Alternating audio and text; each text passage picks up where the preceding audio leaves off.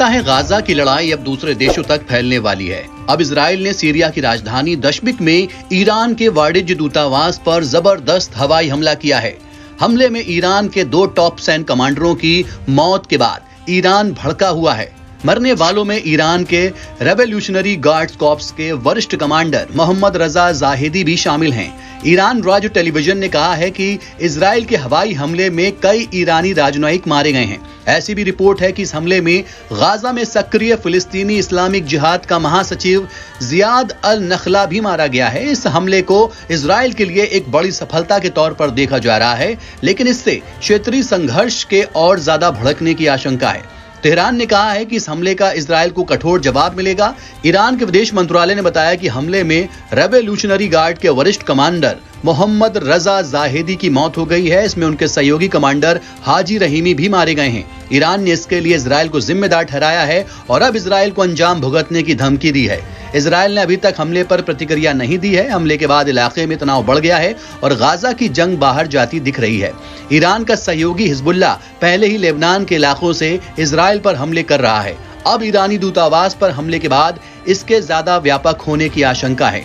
Iran की तस्नीम समाचार agency ने कहा है कि इजरायली हमले में 5 लोग मारे गए हैं। सीरिया की सना राज्य समाचार एजेंसी ने भी बड़ी संख्या में मौतों और घायलों की सूचना दी। 7 अक्टूबर को इजराइल पर ईरान समर्थित फिलिस्तीनी गुट हमास के हमले के बाद से इजराइल ने सीरिया में लेबनान के ईरानी समर्थित हिजबुल्लाह मिलिशिया और ईरान के गार्ड्स के खिलाफ हवाई हमले तेज कर दिए हैं, जो दोनों राष्ट्रपति बशर अल असद की सरकार का समर्थन करते हैं। ईरान के विदेश मंत्री हुसैन अमीर अब्दुल्लाहियन ने एक्स पर लिखा, अत्यंत क्रूरता और सभी अंतर्राष्ट्रीय समझौते का उल्लंघन करते हुए इजराइल यानी कि उन्होंने मेरे घर और दूतावास के काउंसुलेट को निशाना बनाया। हम जब चाहें तब जवाब देंगे। हमले की जो तस्वीरें सामने आई हैं उनमें ईरानी वाणिज्य दूतावास पूरी तरह से मलबे में बदला दिखाई दे रहा है। बीबीसी की रिपोर्ट के मुताबिक सीरियाई रक्षा मंत्रालय ने कहा है कि इजरायली लड़ाकुआनों ने सोमवार को स्थानीय समयानुसार शाम 5 बजे काउंसुलेट बिल्डिंग को निशाना बनाया। लेबनान में मौजूद ईरान समर्थित हिजबुल्लाह ने भी इजराइल को भारी कीमत चुकाने की धमकी दी है। हिजबुल्लाह ने एक बयान जारी कर कहा, इस अपराध के लिए दुश्मन को बिना सजा दिए नहीं छोड़ा जाएगा, हम इसका बदला लेंगे।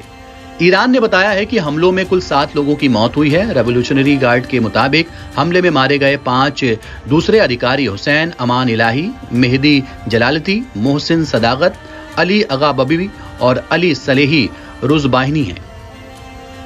हंगामा टाइम्स की तमाम खबरों को देखने के लिए हंगामा टाइम्स को सब्सक्राइब कर लीजिए और बेल आइकन दबा लीजिए। अगर आपको ये वीडियो अच्छा लगा हो तो लाइक बटन प्रेस कर अपनी प्रतिक्रिया हमारे कमेंट बॉक्स में देना मत भूलें।